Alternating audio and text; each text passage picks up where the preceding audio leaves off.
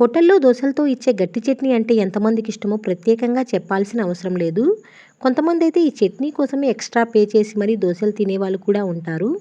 అయితే అదే హోటల్ రుచి ఇంట్లో రావాలంటే కొన్ని చిన్న చిన్న టిప్స్ తెలుసుకుంటే చాలు.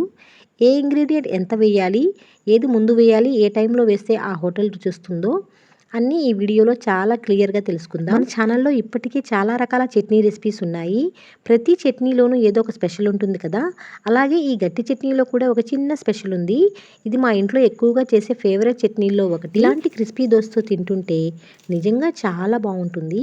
ఒక్కసారి నేను చెప్పిన విధంగా చేసి చూడండి, మీ ఇంట్లో కూడా ఈ చట్నీ అందరి ఫేవరెట్ అయిపోతుంది. మరైతే లేట్ చేయకుండా రెసిపీ ప్రాసెస్లోకి వస్తే, ముందుగా స్టవ్ పై ఒక ప్యాన్ పెట్టుకొని ఒక టేబుల్ స్పూన్ వరకు ఆయిల్ వేసుకోవాలి.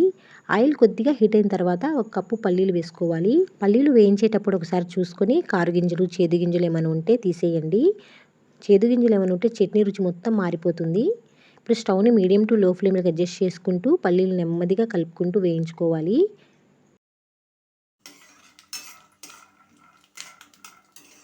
హై ఫ్లేమ్లో వేయిస్తే బయట మాత్రమే వేగి లోపల పచ్చిగానే ఉండిపోతాయి. అప్పుడు చట్నీ కూడా పచ్చివాసన వచ్చే అవకాశం ఉంటుంది.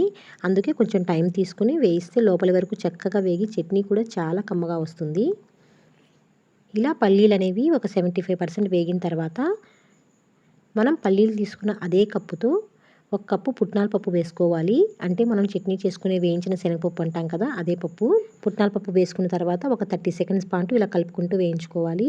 ఇప్పుడు వెంటనే అదే కప్పుతో ఒక కప్పు పచ్చి కొబ్బరి ముక్కలు కూడా వేసి ఒక అర స్పూన్ వరకు జీలకర్ర కూడా వేసుకోవాలి. వీటిని ఒకసారి ఇలా కలిపేసుకొని ఒక రెమ్మ కరివేపాకు కూడా వేసి కలుపుకుంటూ మరొక 10 సెకండ్ల పాటు వేయించుకోవాలి. పచ్చి కొబ్బరి వేసిన తర్వాత మరీ ఎక్కువసేపు వేయించాల్సిన అవసరం లేదండి. ప్యాన్ హీటే సరిపోతుంది. ఒక 10 సెకండ్లు కలుపుకుంటే చాలు. ఇప్పుడు వెంటనే స్టవ్ ఆఫ్ చేసుకుని వీటిని ఒక మిక్సీ జార్లో తీసేసుకుందాం.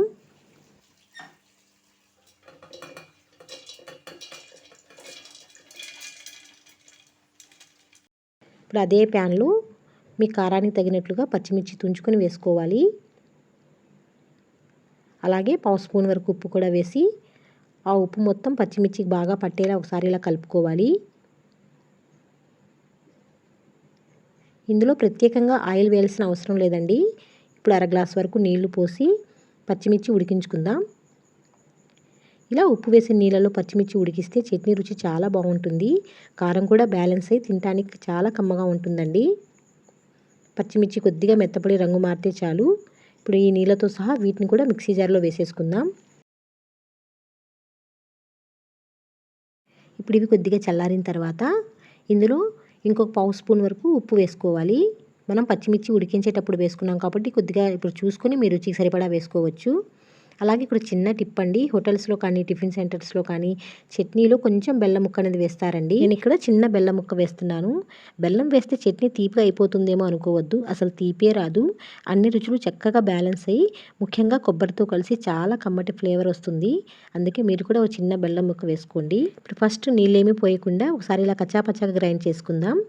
తర్వాత కొద్దిగా నీళ్లు పోస్తూ చట్నీని మరీ మెత్తగా కాకుండా కొద్ది గట్టిగా లైట్ బరకుండే విధంగా గ్రైండ్ చేసుకుంటే సరిపోతుంది. చూడండి చట్నీ ఎంత క్రీమీగా ఎంత కమ్మగా వచ్చిందో, చూస్తుంటేనే వెంటనే తినాలి అనిపిస్తుంది కదా. అయితే ఈ గట్టి చట్నీ అంటే ఎంతమందికి ఇష్టమో తప్పకుండా కమెంట్ చేయండి.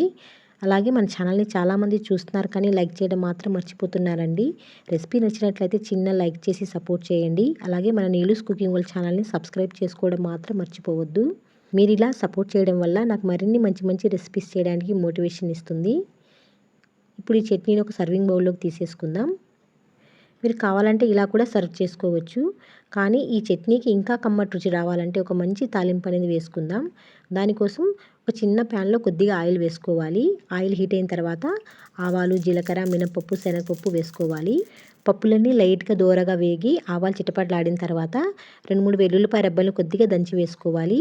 ఇలా దంచిన వెల్లుల్లి తాలింపులో వేస్తే చట్నీ చాలా మంచి ఫ్లేవర్ వస్తుందండి. తర్వాత ఎండుమిర్చి, కొద్దిగా కరివేపాకు కూడా వేసుకుని పప్పులన్నీ చక్కగా దోరగా వేగే వరకు కలుపుకుంటూ వేయించుకోవాలి. ఇలా వేగితే సరిపోతుంది. ఇప్పుడు ఈ తాలింపుని చట్నీలో వేసుకుందాం. ఇక్కడ మరొక చిన్న టిప్ అండి, తాలింపు వేసిన వెంటనే మొత్తం కలిపేయకుండా సర్వ్ చేసుకునే టైంలో కలుపుకుంటే పప్పులన్నీ క్రిస్పీగా తగులుతూ తినడానికి చాలా బాగుంటుంది. చూడండి చట్నీ చూస్తుంటేనే ఎప్పుడెప్పుడు తిందామా అనిపిస్తుంది కదా. ఈ చట్నీని కరకరలాడే దోశతో అయినా, వేడి వేడి ఇడ్లీతో అయినా, వడతో అయినా, అసలు ఏ బ్రేక్ఫాస్ట్తో తిన్నా సూపర్గా ఉంటుంది. టిఫిన్ ఎలా ఉన్నా ఈ చట్నీ ఉంటే చాలు, రుచి డబల్ అవుతుంది. చట్నీని స్పూన్ వేసుకుని తినాలి అనిపించేంత కమ్మగా ఉంటుంది. ఒక్కసారి ట్రై చేసి చూడండి. అలాగే మన ఛానల్లో ఉన్న చాలా రకాల చట్నీ రెసిపీస్ని మీరు ట్రై చేసి మంచి ఫీడ్బ్యాక్ ఇస్తున్నారు. ఈ గట్టి చట్నీని కూడా తప్పకుండా ఒకసారి ట్రై చేయండి, మీకు ఖచ్చితంగా నచ్చుతుంది. ట్రై చేసిన తర్వాత మీకు ఎలా వచ్చిందో కూడా ఫీడ్బ్యాక్ని ఇవ్వడం మాత్రం మర్చిపోవద్దు. మరొక మంచి హోటల్ స్టైల్ రెసిపీతో నెక్స్ట్ వీడియోలో కలుద్దాం. Thanks for watching.